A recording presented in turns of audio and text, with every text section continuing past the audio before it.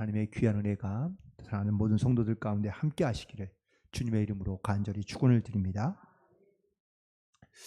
어떤 성도님이 계셨는데 성경을 읽다 보면 이 앞뒤가 잘 맞지 않는 그러한 대목을 분명히 발견할 때가 있습니다. 그분이 욥기를 읽다가 이건 뭐가 맞지 않는다. 그리고 그 점을 따지기 위해서 목사님을 찾아와서 묻기 시작합니다. 목사님, 참 성경은 알다가도 모르겠습니다. 하나님이 욥을 시험할 때 그가 가진 것은 다 빼앗아 갔는데 왜 유독 그의 아내는 남겨두었을까요? 왜죠? 라고 이렇게 묻자 이 목사님이 잠시 묵상하며 기도하더니 해답은 간단합니다. 하나님께서 욥을 시험하시고 난 다음에 그로부터 빼앗아간 모든 것들을 다 배로 갚아주셨는데 만약에 아내도 빼앗아가시면 아내도 둘이 될 수밖에 없으니 그래서 아내는 빼앗아가지 아니하시고 그런 벌을 내릴 수 없던 겁니다 라고 이렇게 설명해 주니 그 남자가 그제서야 고개를 끄덕이고 돌아갔다는 겁니다. 우리는 살아가면서 우리 어떤 인생의 가치를 깨닫고 내 인생의 가치의 소중함을 생각하며 살아가는 경우 또한 그런 가치 인생을 살기 위하여 애쓰고 힘쓰는 사람도 있지만 내 인생의 진정한 가치가 무엇인지를 깨닫지 못하며 살아가는 경우도 많이 있습니다. 2013년도에 미래학자인 최윤식 박사가 쓴 한국교회의 미래라는 이러한 책이 있는데 그 책을 읽고 많은 또 목사님들이 대부분 신선한 충격을 좀 받게 되었는데 그 책에 있는 내용은 이런 겁니다. 한국교회가 1990년도까지 이전에는 사실은 부흥기가 있었지만 이 90년대부터는 정체기에 이르고 또 30년대부터는 교회가 쇠퇴기를 걸어갈 것이라고 이야기합니다. 그리고 2050년이 되면 교회에는 교회 학교나 아니면 젊은이들이 사라지고 아마 노년층만 남게 될 것이다 라고 이렇게 이야기를 하죠. 그런데 그게 코로나 이후에 더 급속화되었고 또 현재로는 교회 학교를 운영하지 않는 교회들이 50%가 넘는다고 합니다. 저자는 미래란 분명히 하나님의 계획 안에 있는 것이지만 이 다가올 미래를 준비할 수 있는 지혜를 하나님께 구하고 또한 그 지혜를 가지고 그 두려움 가운데 미래 가운데 우리가 나아가야 한다는 것을 말하고 있습니다. 여러분, 그렇다면 교회의 가치는 과연 무엇일까? 건물을 세우고 성도들이 모이고 그리고 거기에서 교제하고 다양한 은사를 가지고 봉사하는 것만이 교회의 가치인가? 교회의 가장 큰 핵심적인 가치는 바로 영혼을 살리는 일인 줄로 믿습니다. 이 교회의 분명한 가치를 우리가 기억하고 이 가치를 우리가 함께 이어져가며 만들어가야 하는데 많은 교회들이 이 가장 중요한 가치를 잃어버리고 지금은 교회 건물이나 교제나 아니면 봉사하는 것, 헌신하는 것에 대해서만 중요하게 생각하고 영혼 구원을 우리가 이렇게 귀하게 여기지 않는 모습으로 살아가는 경우가 많다는 겁니다. 여러분, 호수가 아무리 아름다워도 이 호수에 물이 새롭게 들어가고 빠지는 이러한 어떤 변화가 있지 않는다면 물을 그냥 그대로 저장하고 있다면 그 호수는 분명 썩고 맙니다. 새로운 물이 들어와야 더러운 물이 빠져나가야 그 호수가 살아날 수 있는 것처럼 교회도 호수와 같습니다. 보기는 아름답지만 하지만 그 안에 새로운 물이 들어오고 또 더러운 물이 나가야 그래야 그 호수가 살아날 수 있다라는 것이죠. 교회가 성장하거나 혹은 또 새로워지지 않는 이유는 새로운 영혼들이 들어오지 않기 때문이라고도 말할 수 있는 겁니다. 예수님께서 이 땅에 오신 목적이 무엇입니까? 바로 잃어버린 자를 찾으며 또한 구원하기 위해서이죠. 여러분, 전쟁이 일어나면 군인들이 나가 싸우지만 이 전쟁터에 또한 반드시 따라오는 사람이 하나 있는데 바로 종군 기자입니다. 종군 기자는 군인인가요? 아닙니다. 일반 사람입니다. 그런데 이 종군 기자는 왜 이 전쟁터에 따라오는 걸까요? 그런 전쟁의 소식을 전하기 위해서입니다. 그런데 이 전쟁의 소식이 무슨 큰 기쁨의 소식이 되거나 아니면 이 전쟁의 소식을 전하는 일에 자기의 목숨을 바칠 만한 가치 있는 일일까? 라고 생각하지만 그 기자들은 자기의 사명을 다하기 위하여 그 전쟁터에도 나아가는 겁니다. 하물며 우리는 사람을 살리는 일, 이 가치 있는 일에 우리는 과연 얼마나 열심을 다하며 최선을 다하고 있는가라는 것이죠. 우리의 생각의 삶에 이러하지 많은 삶의 가치의 변화가 일어나지 않는다면 우리는 그저 세상의 가치에 따라 살아갈 수밖에 없을 것이 분명합니다. 가치라는 이 단어를 가장 잘 표현한 말 중에 하나가 바로 우선순위라는 말입니다. 내게 가장 가치 있는 일을 먼저 내가 생각하게 되면 그 가치 있는 일에 내 삶에 혹은 내 생각에 내 행동에 우선순위를 두게 되어 있기 때문입니다. 교회와 아니면 또한 예배와 혹은 어떤 성도의 삶을 살아가는 데 있어서 내 삶의 우선순위의 가치를 주님의 말씀 가운데 혹은 교회 가운데 예배 가운데 우선순위를 두지 않는다면 그러면 그것보다 더 우선순위를 두고 있는 다른 일을 가치 있게 여기며 그 일을 행하며 살아갈 수밖에 없다라는 겁니다. 오늘 본문에 사도 바울은 예수를 만나고 난 다음에 그의 인생의 가치가 변화된 사람입니다. 그는 자기의 인생의 가치가 변화된 것을 빌립보서 3장 7절부터 8절까지에 있는 말씀을 통하여 이렇게 고백합니다. 같이 함께 읽도록 하겠습니다. 시작. 그러나 무엇이든지 내게 유익하던 것을 내가 그리스도를 위하여 다 해로 여길 뿐더러 또한 모든 것을 해로 여김은 내 주 그리스도 예수를 아는 지식이 가장 고상하기 때문이라. 내가 그를 위하여 모든 것을 잃어버리고 배설물로 여김은 그리스도를 얻고 여기까지 예수님을 알고 난 다음에 그의 인생의 가치관이 어떻게 달라졌는지를 분명하게 고백하고 있는 이 바울의 고백을 우리는 다시 한번 보게 됩니다. 그렇다면 이 가치의 변화가 내 삶에서 어떻게 일어나고 있는지 오늘 말씀을 통하여 함께 은혜 나누기를 원하는데, 먼저 첫 번째는 이 가치의 변화는 환경을 뛰어넘게 하는 놀라운 역사가 나타나게 되는 줄로 믿습니다. 오늘 본문 12절에 있는 말씀에 보면 형제들아 내가 당한 일이 도리어 복음 전파의 진전이 되는 줄을 너희가 알기를 원한다고 말하고 있습니다.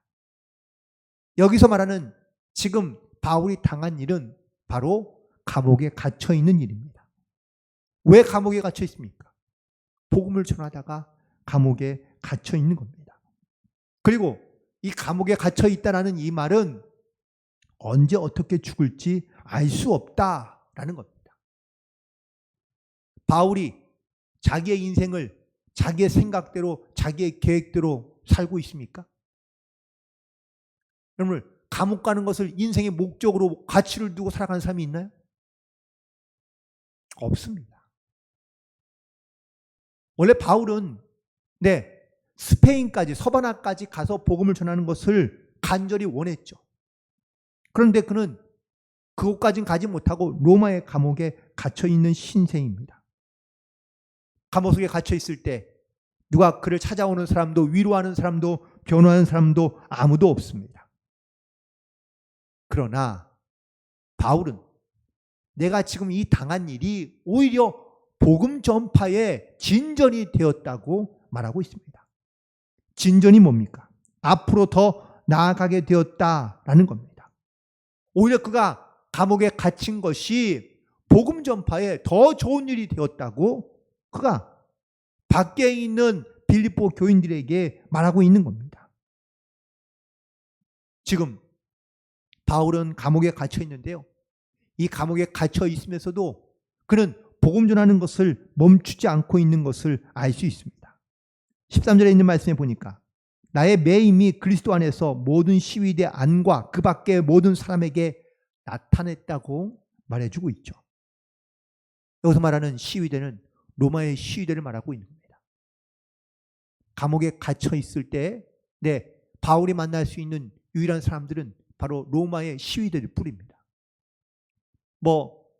하루에 보통 6시간씩 4교대로 4명이 한 조를 이루어서 감옥을 지키니 바울이 하루에 최대한 만날 수 있는 사람을 얘기한다면 한 16명 정도가 될 수 있을 것 같습니다.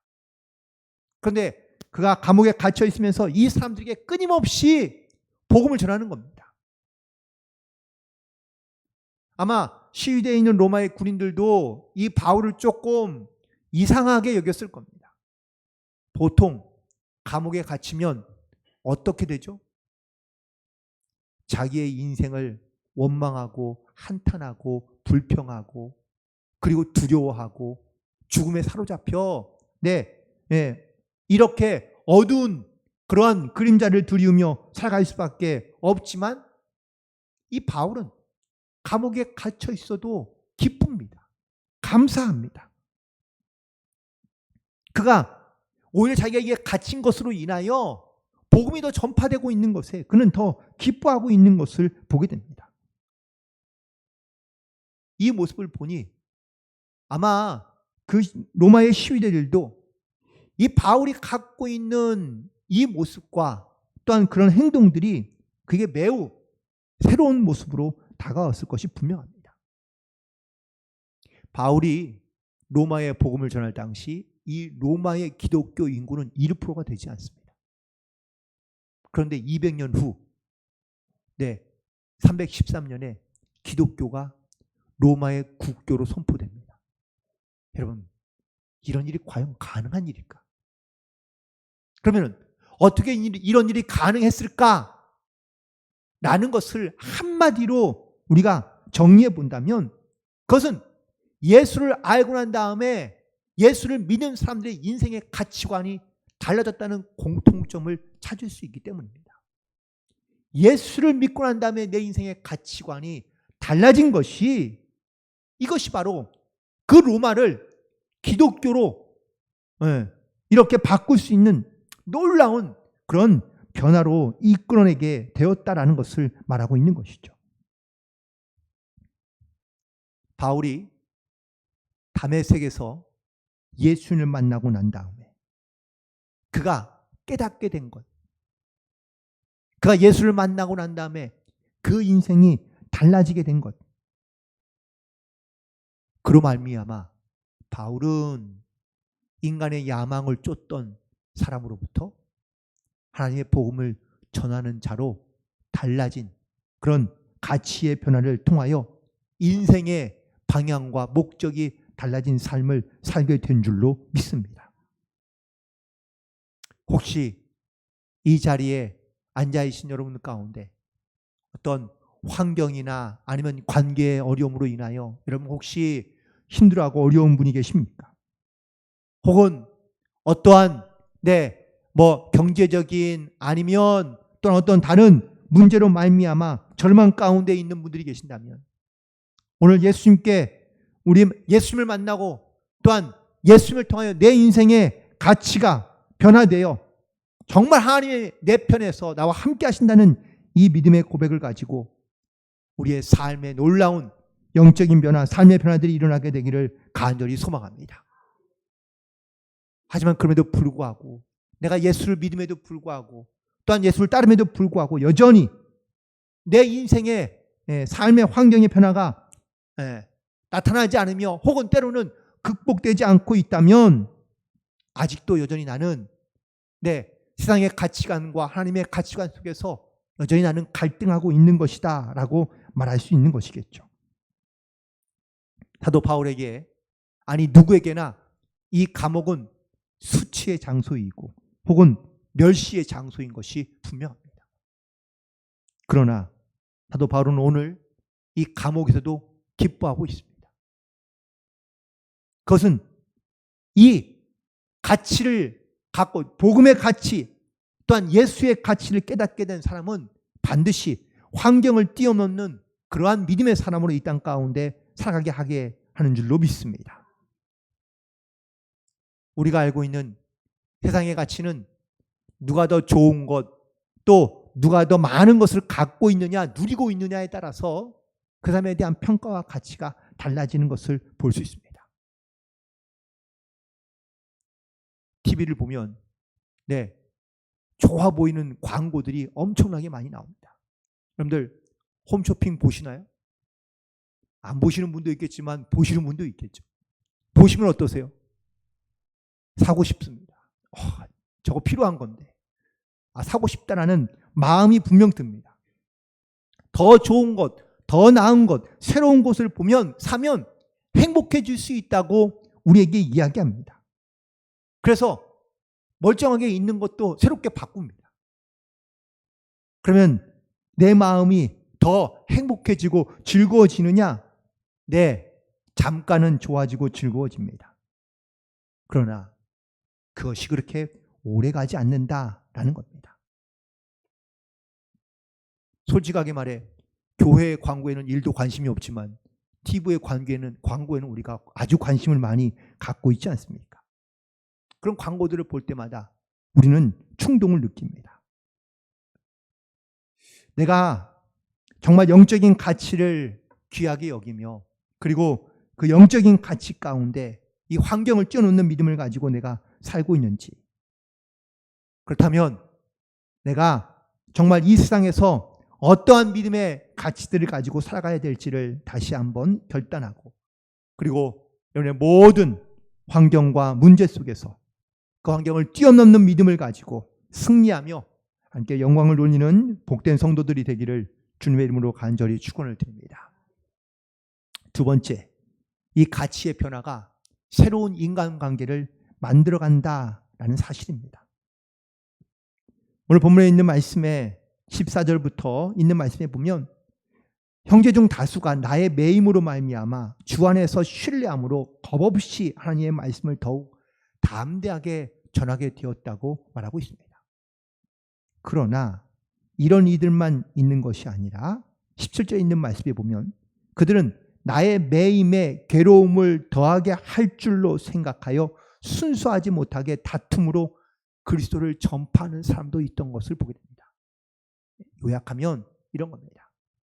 바울이 감옥에 갇히게 되니까 이 일로 인하여 사람들이 바울이 복음을 전하다 감옥에 갇혔는데 우리가 가만히 있으면 되겠느냐? 우리도 복음을 전하자.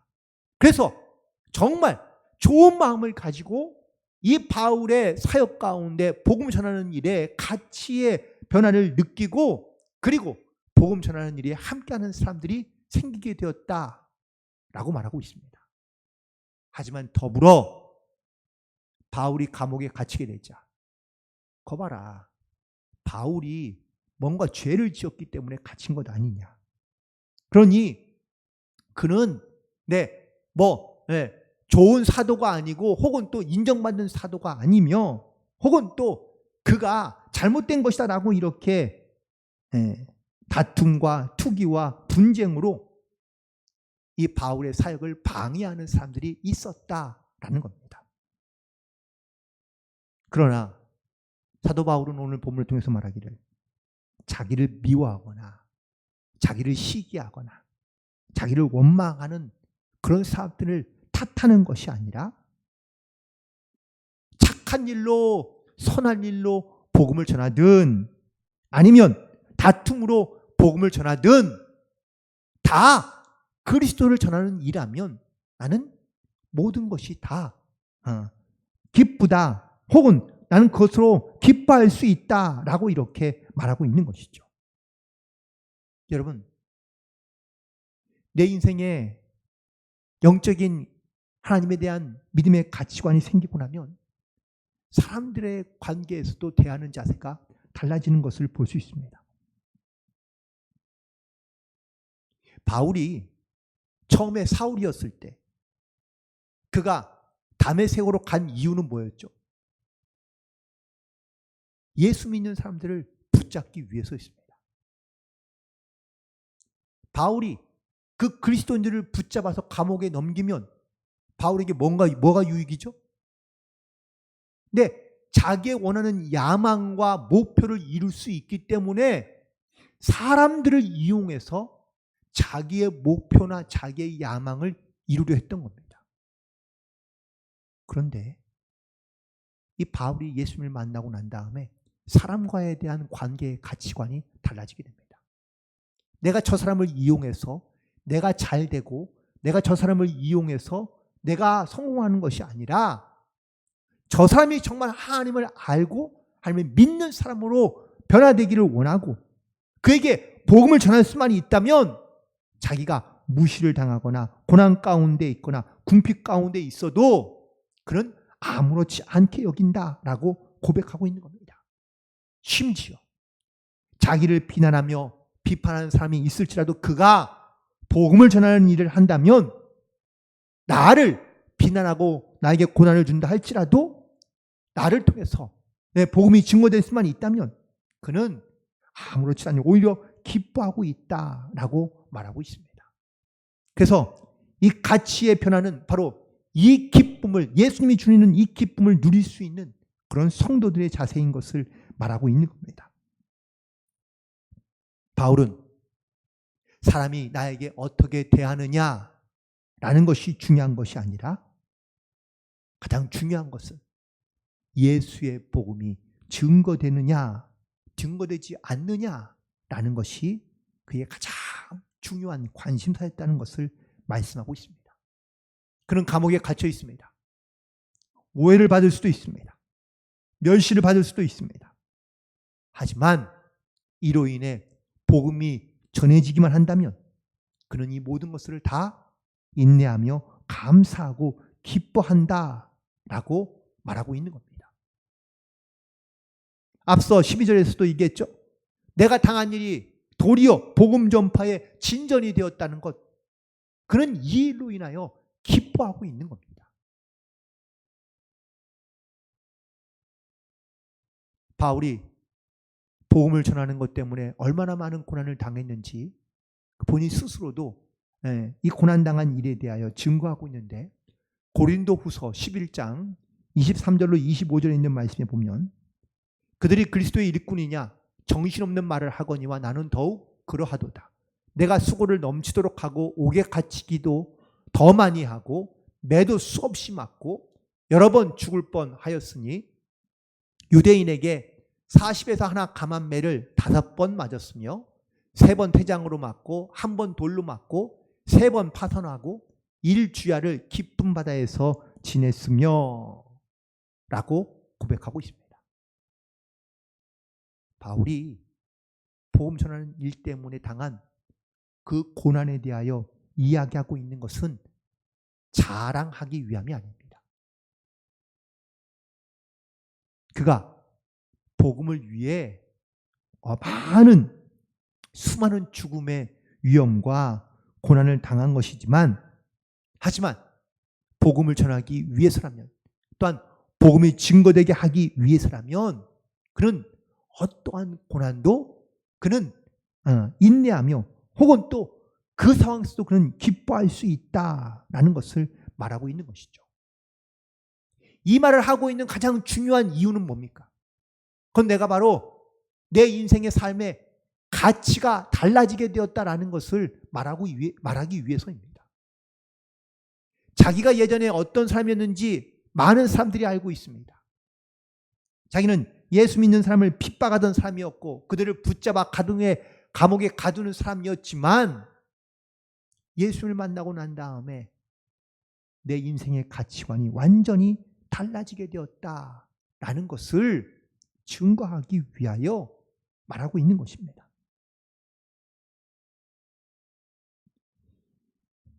사도 바울은 자기의 인생의 가치관이 달라진 사람이라는 것을 말하고 있습니다. 다시 말하면 이 말은 인생의 목적이 바뀌었다라는 것이죠. 그런데 예수를 만나고 난 다음에 자기의 인생의 목적을 가만히 인생을 돌이켜보니 내가 예수를 만났을 때에 그때서야 내 인생의 가치관이 바뀌게 되었다고 생각했는데 더 깊이 있게 묵상해 보니 이미 어머니의 태에서부터 자기를 택정하여 자기를 이 은혜의 자리에 복음의 자리에 세워주시게 되었다라는 것을 깨닫게 됩니다. 갈라디아서 1장 15절과 16절에 있는 말씀 보시면 그러나 내 어머니의 태로부터 나를 택정하시고 그의 은혜로 나를 부르시니가 그의 아들을 이방에 전하기 위하여 그를 내 속에 나타내시기를 기뻐하셨을 때에 내가 곧 혈육과 의논하지 아니하고 그리고 나를 이렇게 하나님께서 사용하셨다는 것을 말하고 있습니다. 여기서 이 바울이 깨닫게 된 것은 내가 다메섹에서 예수를 만났을 때 그제서야 하나님께서 나를 부르셨다고 생각했었는데 그게 아니라 이미 어머니의 태에서부터 나를 택정해서 이방 사람들에게 복음을 전하게 하기 위하여 나를 부르셨다라는 것을 바울이 깨닫게 되었고 또한 고백하고 있는 것을 보게 됩니다.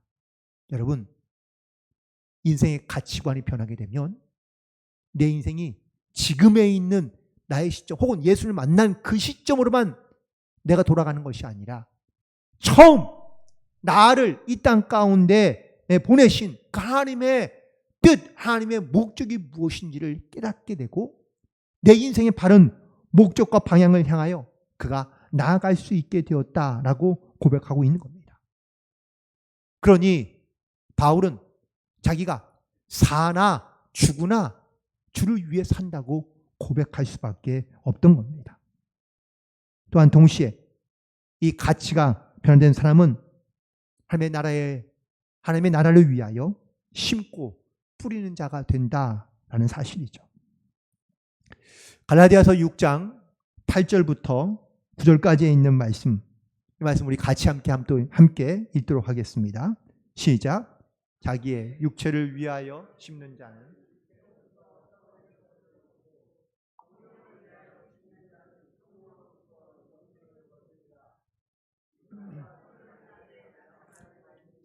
포기하지 아니하면 때가 이름에 거두니라. 아멘. 우리가 인생의 가치관을 변화된 가치관을 가지고 살아가다 보면 우리가 예전에는 나의 육체의 것을 위하여 열심히 심다가 이제는 변하여 성령을 위하여 심는 자가 됩니다. 이 성령을 위하여 심다는 것은 인생의 가치관이 변화되지 않으면 달라지지 않으면 할 수 없는 일입니다. 그래서 우리가 선을 행하고 하나님의 나라를 위하여 애쓰며 힘쓰며 심지어 때로는 이 일로 말미암아 고난도 당하고 어려움도 당하지만 분명한 건 낙심하지 말고 포기하지 말라라는 말씀입니다. 무슨 이야기입니까? 이 안에 있는 의미는 무엇입니까? 우리가 하나님의 일을 하다 보면 선을 행하며 하나님의 나라를 위하여 일하다 보면 반드시 낙심할 때가 되고 있고 포기하고 싶은 때가 반드시 있다라는 사실이죠.